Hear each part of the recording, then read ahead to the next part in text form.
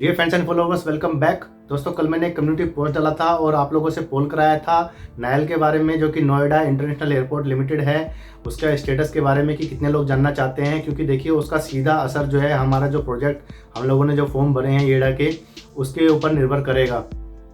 तो हमने काफ़ी पहले मैंने एक वीडियो बनाई थी अभी, जिसमें मैंने अपने एनालिसिस दिया था। तो उसको और अच्छा बनाने के लिए देखिए मैं ये जो है वीडियो लेकर आया हूँ। तो आप में से 91% लोगों ने ये कहा है कि वो इस बारे में जानना चाहते हैं और 9% लोगों ने कहा है कि उन्हें ज़रूरत नहीं है। तो देखिए, जिन्हें ज़रूरत नहीं है अच्छी बात है, कोई इशू नहीं है। लेकिन जो 91% लोग हैं उनकी जो है बात सुनते हुए मैंने ये पूरी जो है रिसर्च करी है। कल पूरा दिन मैं इसमें काम करता रहा। इसकी जो अगर मैं हिस्ट्री की बात करूँगा इसमें, और मैं इसके आने वाले जो प्रोजेक्शन है उसके बारे में बात करूंगा, अभी तक का क्या स्टेटस है उसके बारे में बात करूंगा।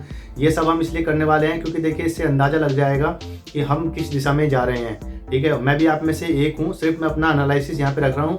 आई am not recommending to anyone to invest in this project. ये आपका खुद का ही जो है डिसीजन होगा। मैं सिर्फ एक अपनी राय दे रहा हूँ आने वाले जो दिनों में क्या होने वाला है। क्योंकि देखिए, कुछ काफ़ी सारे हेट चीज़ें भी आती हैं, उनको भी टैकल करना पड़ता है। कुछ पॉजिटिव चीज़ें भी आती हैं। तो सभी तरह की दुनिया है, सब तरह का काम होता है। तो फटाफट से स्टार्ट कर लेते हैं। तो देखिए, मैं हिस्ट्री की बात करता हूँ। तो अगर मैं सबसे पहले बात करूँ तो जब राजनाथ सिंह जी जो है सीएम थे, तो उन्होंने 2001 के अंदर में 2001 के अंदर में ये एयरपोर्ट यहाँ पे बनाने का, ठीक है ना, एक प्रपोजल डाला था।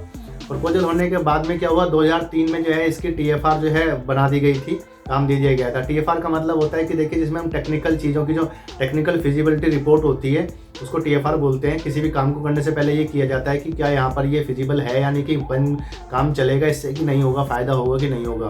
तो उसमें टेक्निकल चीज़ें भी जो है कंसिडर की जाती हैं। वो होने के बाद में क्या हुआ, देखिए यूपी गवर्नमेंट आ गई। तो यूपी गवर्नमेंट ने जो है उसको जो है ज़्यादा बढ़ावा नहीं दिया, क्योंकि देखिए मायावती जी ने जो है इसमें थोड़ा सा बढ़ावा दिया था। उसके बाद में अखिलेश भैया आ गए। तो अखिलेश भैया ने जो है उन्होंने कहा कि हम यहाँ नहीं बनाएंगे, हम जो है इसको आगरा में लेके जाएंगे, आगरा में बनाएंगे। तो ये टसल चलती रही दोनों के बीच में। इधर से जो है जीएमआर, आपको मालूम होगा, जो डायल है दिल्ली इंटरनेशनल एयरपोर्ट लिमिटेड, उसमें उन्होंने ये एयरपोर्ट बनाया था। तो उसका जो है 64% उनका उसमें शेयर है। तो उन्होंने कहा कि आप जो है हमारे जो उन्होंने जो इंडियन गवर्नमेंट के साथ में एयरपोर्ट अथॉरिटी ऑफ इंडिया है, उनके साथ में जो उन्होंने लीगल साइन किए हुए हैं पेपर्स, उनमें ये है कि आप जो है 150 किलोमीटर के अंदर जो है एयरपोर्ट नहीं बना सकते हो। तो आपका जो नायल है, यानी कि नोएडा इंटरनेशनल एयरपोर्ट, ये जो है 72 किलोमीटर पड़ता है एग्जिस्टिंग न्यू दिल्ली में एयरपोर्ट है, इंदिरा गांधी इंटरनेशनल एयरपोर्ट। तो वहाँ से भी जो है उसमें प्रोजेक्ट में ढिलाई हो गई। उसके बाद में ठप हो गया प्रोजेक्ट। ठप इन द सेंस कि वो बस्ते में चला गया था, ठंडे बस्ते में।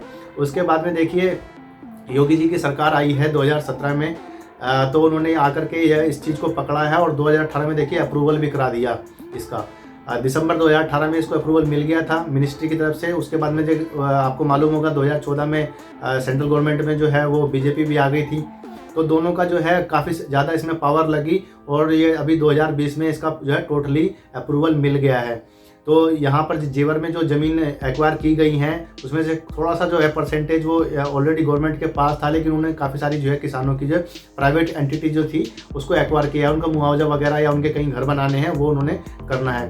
तो देखिए, मुझे इसकी जो है पूरी रिपोर्ट मिली है, जिसको DPR बोलते हैं, डिटेल प्रोजेक्ट रिपोर्ट। इसको ये बेसिकली बोल रहे हैं TEFR, यानी कि टेक्नो इकोनॉमिक।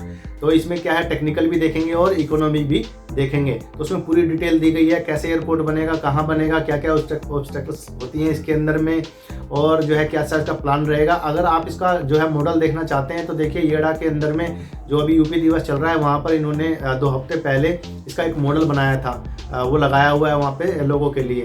तो हम अपने मुद्दे की बात पर आ जाते। तो ये तो था, देखिए प्रोजेक्ट का कब ये इनिशिएट किया गया और इसमें क्यों डिले हुआ।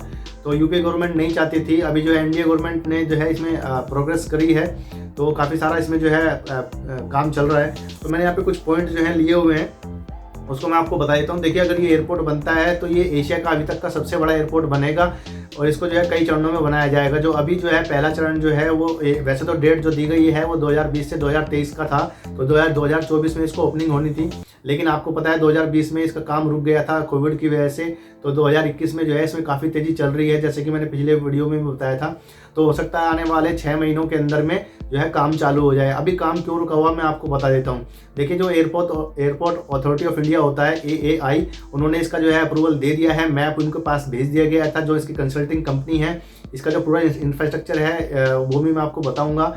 उसके बाद में देखिए DGCA होता है हमारा एक, जो होता है डायरेक्टरेट जनरल एविएशन होता है, जो सिविल एविएशन, उन्होंने भी इसको अप्रूवल दे दिया है। अब जो लास्ट अप्रूवल बचा हुआ है वो BCAS से बचा हुआ है, यानी कि bureau of civil aviation securities, जो कि पूरी सिक्योरिटी देखा करती हैं एविएशन की। ठीक है जी। तो अभी जैसे ही वो अप्रूवल कर देते हैं, मुझे लगता है इस महीने या अगले महीने में उसका अप्रूवल मिल जाएगा और आपको देखने को मिल जाएगा वहाँ पे कंस्ट्रक्शन चालू हो जाएगी। एयरपोर्ट की कंस्ट्रक्शन में सबसे पहले रनवेज बनाए जाते हैं, क्योंकि वही उसका मेन जो है बेस होता है। बाद में उसके बाद में इंफ्रास्ट्रक्चर तो फटाफट से बन जाता है। तो इसमें देखिए जो है 3 फेज़ में, ये 4 फेज़ में बनेगा ये पूरा एयरपोर्ट अभी जो है। अगर मैं एयरपोर्ट की जो इनिशियल काम की बताऊँ कि किधर होगी, तो वो एक दयंतपुर है एक जगह, वहाँ पर उसकी बाउंड्री लगाई गई है यमुना एक्सप्रेसवे के पास में।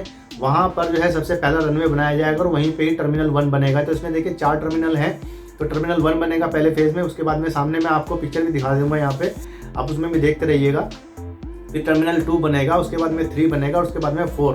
तो ये हमारा स्टेज 1 का जो है कंप्लीट हो जाएगा। तो इसमें 2 रनवे होंगे, उसके बाद स्टेज 2 में फिर 1 रनवे होगा, उसके बाद फिर 1 रनवे होगा। तो ये 6 रनवे का एयरपोर्ट जो है पूरा जो है बनाया जाएगा।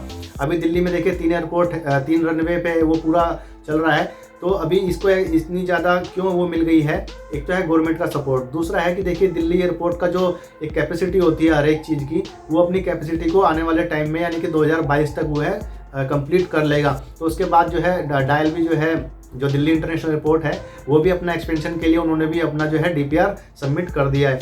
तो अब हम इसकी कुछ टेक्निकल चीज़ें देखेंगे, कुछ जो है इकोनॉमिक चीज़ें देखेंगे। तो अब बात कर लेते हैं, ये इसमें जो है येड़ा जो है एक मेन प्रोमोटर है। तो इनके थ्रू ही ये जो है ज़मीन एक्वायर की गई है, इन्हीं के थ्रू ही सारी लाइजनिंग होगी। तो उन्होंने क्या किया था, बिड डाला था। देखिए तो बिड जो है 4 कंपनियों ने बिड किया था इसमें। एक तो डायल है जो दिल्ली इंटरनेशनल एयरपोर्ट है, जिसमें कि जो कि GMR की पार्टनरशिप में है। दूसरा जो अडानी एंटरप्राइजेज है, उन्होंने भी इसमें बिड डाला था। तीसरा एक बॉम्बे की है, बेसिकली है तो वो बाहर की कंपनी, लेकिन बॉम्बे में उन्होंने किसी के साथ में कोलैबोरेशन किया हुआ है। एंकरेज